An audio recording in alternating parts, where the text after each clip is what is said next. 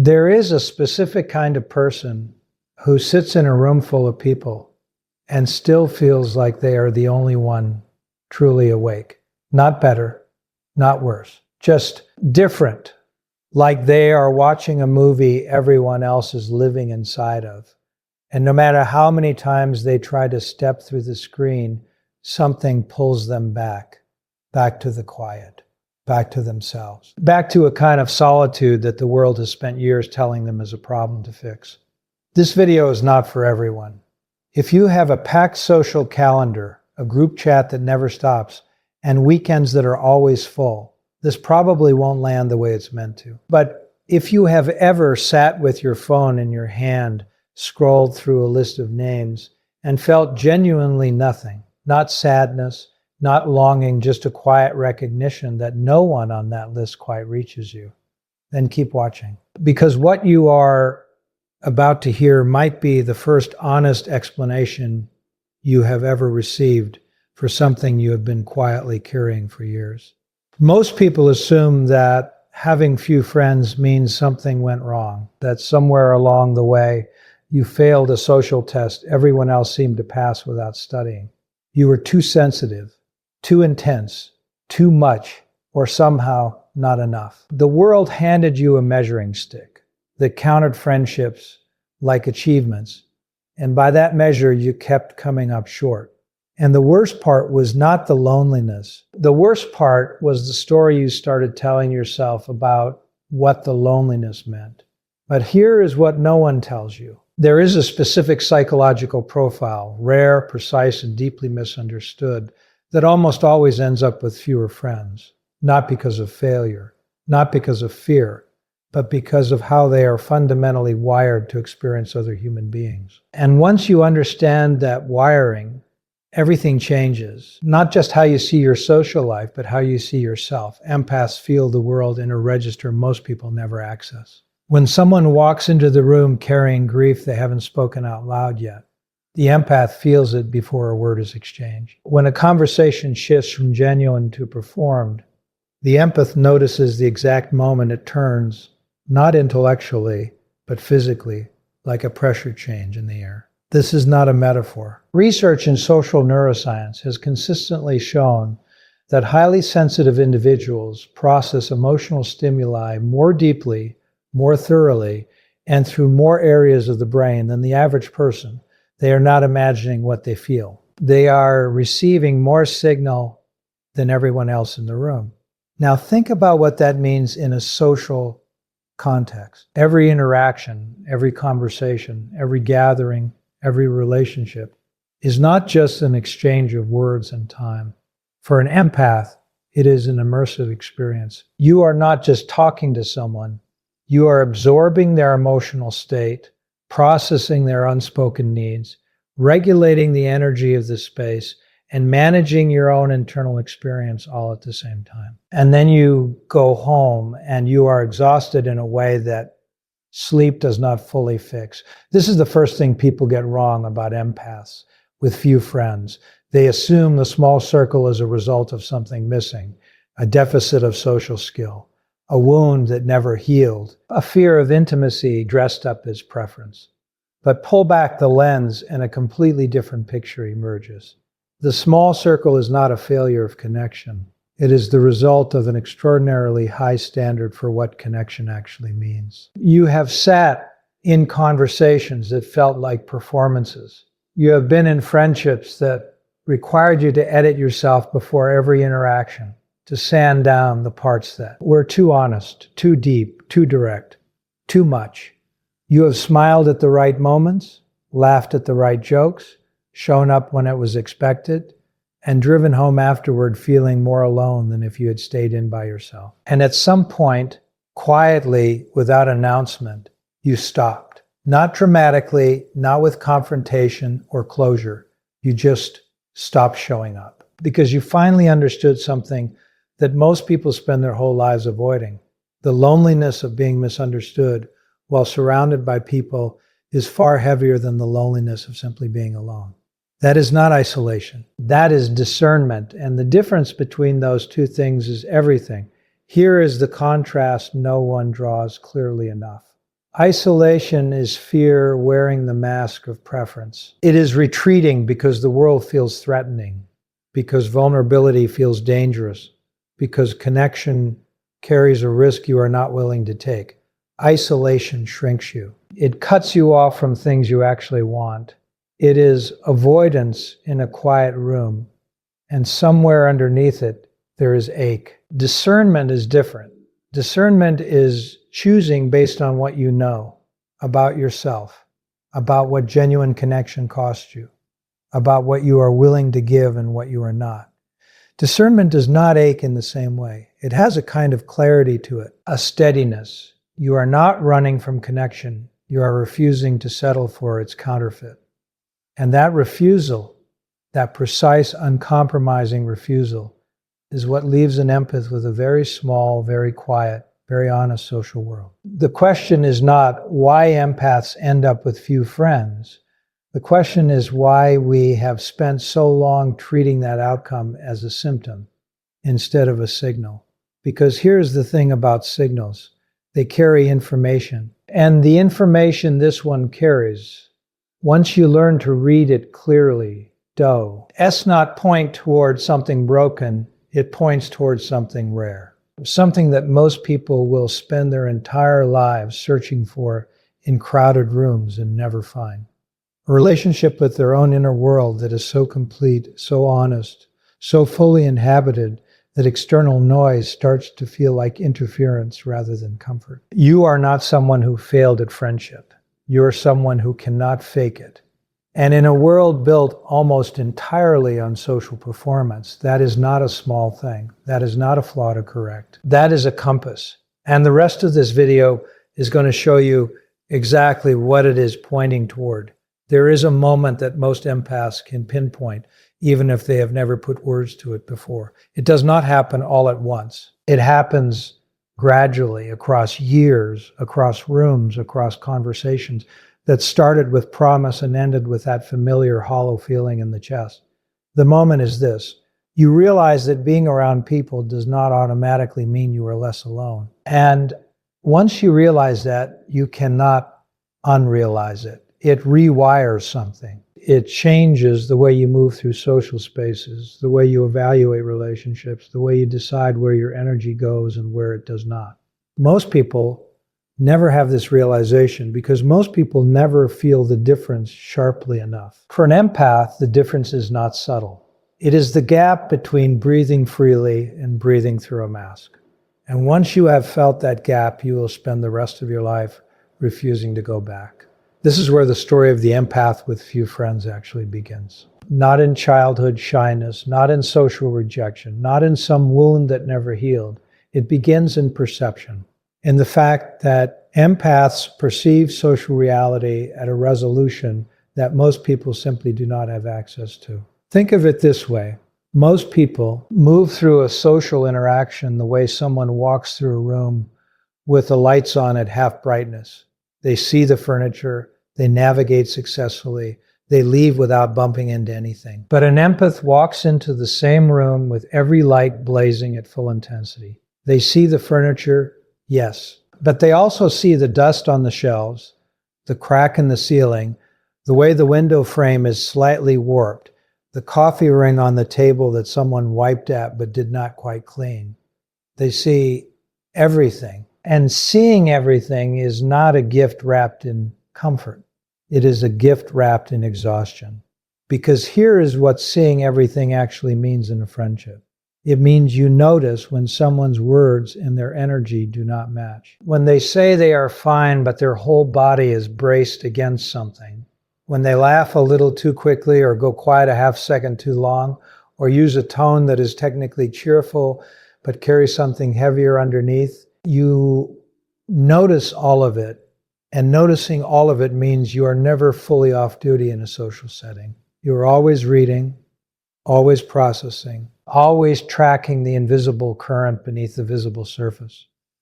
And that level of sustained attention, that constant emotional labor, is something most people never even know is happening, let alone appreciate or reciprocate. This is one of the loneliest aspects of being an empath that almost never gets named, directly.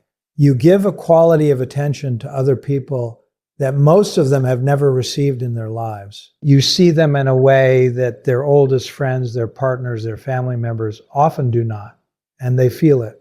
That is why strangers open up to you in waiting rooms. That is why people you barely know end up telling you things they have never told anyone. That is why people describe being around you as different, calmer, safer, more real. You create a quality of presence that is genuinely rare, but very few people can meet you at that level in return. Very few people will notice what you are carrying. Very few people will track your shifts the way you track theirs. And over time, that asymmetry, giving deep attention and receiving surface level responses, becomes a weight that is very hard to keep carrying inside relationships you are supposed to find comforting. So you start to let some of those relationships breathe themselves out, not with anger, not with confrontation. You just stop pouring energy into spaces where nothing grows. And the circle gets smaller, and the outside world looks at that smaller circle and draws the wrong conclusion entirely. The wrong conclusion is this: that you are closed off, that you are difficult, that you set the bar too high, expect too much, give too little, or somewhere deep down are simply afraid of being known. And the cruelest part of this wrong conclusion is how easily you can start to believe it yourself. Because when the world reflects a story back at you long enough, with enough consistency and enough authority, you begin to wonder if maybe they are right. Maybe something is off. Maybe the common denominator in every friendship that faded is you. Maybe you are too sensitive, too selective, too unwilling to meet people where they are. But here is what that conclusion gets completely backwards. Empaths do not have few friends because they are unwilling to meet people where they are. Empaths have few friends because they have spent years meeting people where they are at enormous personal cost, and they finally learn to stop doing it without receiving anything close to the same in return. That is not closed off. That is hard-won wisdom. That is the kind of knowledge that only comes from living through enough one-sided connections to final. What recognized the pattern, and recognizing a pattern is not the same as giving up on people. It is refusing to be erased by them. There is a specific kind of clarity that arrives after you stop forcing connections that were never mutual. It is not the clarity of bitterness. It is quieter than that, cleaner. It feels less like a door closing and more like a fog lifting. Suddenly you can see your own preferences, your own rhythms, your own needs, without the static of maintaining relationships that never quite fit. You start to notice what actually restores you versus what merely distracts you. You start to notice the difference between time spent alone and time spent lonely. And you realize those are two completely different experiences that the world has been collapsing into. One word, your entire life. Time spent alone for an empath is not empty. It is the opposite of empty. It is where you process everything you absorbed during your last social interaction. It is where you finally get to exist at your own frequency, without adjusting, without managing, without being responsible for anyone else's emotional weather. It is not a consolation prize for failed connection. It is a genuine need, as real and as legitimate as the need for water or sleep. And treating it as something lesser, treating it as evidence of a problem, is like telling someone their need for rest is a character flaw. The empaths who finally understand this stop apologizing for the size of their circle. Not because they stop caring about connection, but because they finally understand that the depth of a connection is not determined by how many of them you have. And one relationship where you are fully seen, fully known, fully met, without performance, without editing, without shrinking, is worth more than 100 relationships built on the polished, carefully managed version of yourself that you send out into the world so other people feel comfortable. That is the shift. And once it happens, everything that came before it starts to make a different kind of sense. There's a question that sits at the center of every empath's social history, usually unasked, almost always unfelt at a conscious level, but present in every friendship that faded, every gathering that drained them, every relationship that ended not with a fight, but with a slow and quiet drift. The question is not, why do I have so few friends? That is the surface question. The question underneath it, the one that actually carries weight, is this: why does being known feel so rare when I am someone who works so hard to know others? That gap between how deeply you see people and how rarely people see you with the same depth is the central wound of the empath's social experience. And until it is named clearly and honestly, it will keep being misread as a personal failing rather than what it actually is: a structural mismatch between how you experience connection and how most of the world is built to offer it. Connection, for most people, happens on a horizontal plane. It is built through shared activity, shared time, shared history. You go to the same school, you work in the same office, you grow up in the same neighborhood. And over time, through proximity and repetition, something that functions as closeness develops. It is real in its way. It serves a purpose. It gives people a sense of belonging, a social identity, a network of familiar faces. But it is built primarily on the outside, on what you do together, where you go together, what you have in common on the surface. And for many people, that is enough. For many people, that horizontal connection is what friendship means, what it feels like, what it is supposed to be. For an empath, horizontal connection is not enough. It never was. Even as a child, before you had the language for it, you were not satisfied by proximity alone. You wanted to know what people actually thought when they were not performing. You wanted the conversation that happened after the polished version ended. You wanted to sit with someone in their uncertainty, their doubt, their unresolved questions, not because you were drawn to pain, but because that was where you felt the realness of another person. That was where connection stopped being a social transaction and started being something genuine. You were always reaching for a vertical kind of connection, one that went down instead of across, into depth instead of across, surface. And the world is not built for vertical connection. The world is built for horizontal connection. Its social scripts, its small talk, its gatherings and group chats and social media feeds, all of it is optimized for breadth, not depth. For managing impressions, not revealing truths. For staying comfortable, not getting real. And every time you tried to go deeper in a space that was designed to stay shallow, you hit the same invisible wall.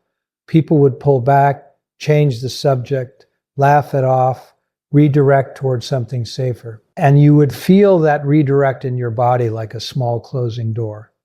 And you would smile and adjust and file away another data point about this particular person's capacity for depth. And quietly, without making a scene, you would move them to a different category in your internal understanding of your world. This is not coldness. This is not judgment. This is an empath learning through years of gathered evidence who can hold real weight and who cannot. Who can sit with an honest question and who needs to deflect it? Who shows up the same in the dark as they do in the light? And who only exists in the comfortable middle? You are not ranking people, you are reading them. And what you have read over and over and over again is that genuine vertical connection is rare. Not because people are bad, but because depth requires a kind of courage and self-awareness that most people have never been asked to develop.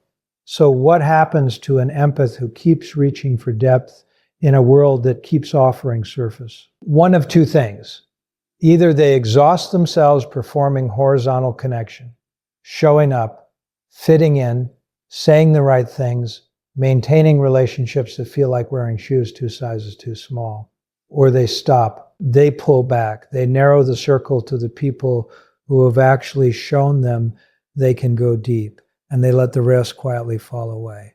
And from the outside, that second choice looks like withdrawal. It looks like social failure. It looks like someone who gave up, or someone who never really tried, or someone who thinks they are better than everyone else and cannot be bothered. From the inside, it feels like finally being able to breathe. That is the contrast that almost never gets acknowledged in any conversation about empaths and friendship. The contrast between how the choice looks and how it feels. Because if you only look at it from the outside, the empath with few friends appears to be missing something, appears to be smaller, less connected, less whole. But if you step inside the experience, if you actually inhabit what it feels like to stop maintaining connections that were costing you pieces of yourself, the picture is completely different.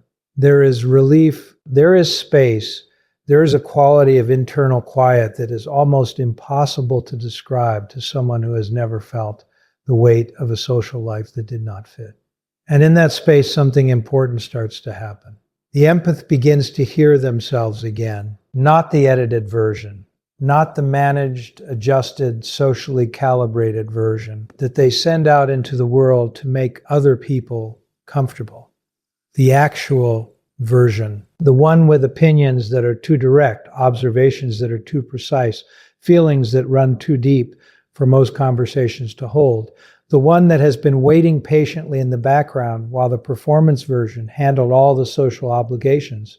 And when that actual version gets room to exist, something shifts in the empath's relationship with themselves that is more nourishing than most of their external relationships ever were. This is the truth that sits at the heart of the empath's small circle, and it is a truth that the world almost never gives them permission to say out loud.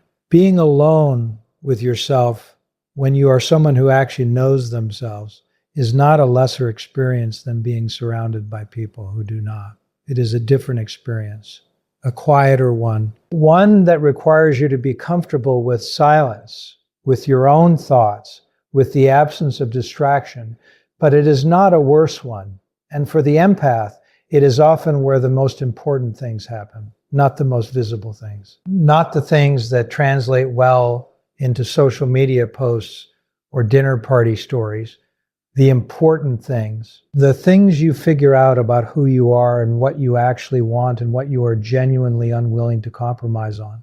The clarity that only arrives when the noise drops below a certain threshold and you can finally hear the signal underneath. The empath's small circle is not a consolation prize for someone who could not build something bigger. It is the chosen environment of someone who finally understood the difference between noise and signal and made a deliberate decision about which one they were going to spend their life oriented toward. That decision has a cost. There are empty weekends. There are moments when a joke lands in your head and there is no one nearby to share it with. There are days when the quiet tips from peaceful into something that carries more weight. And you sit with that weight honestly, because you are someone who has always sat with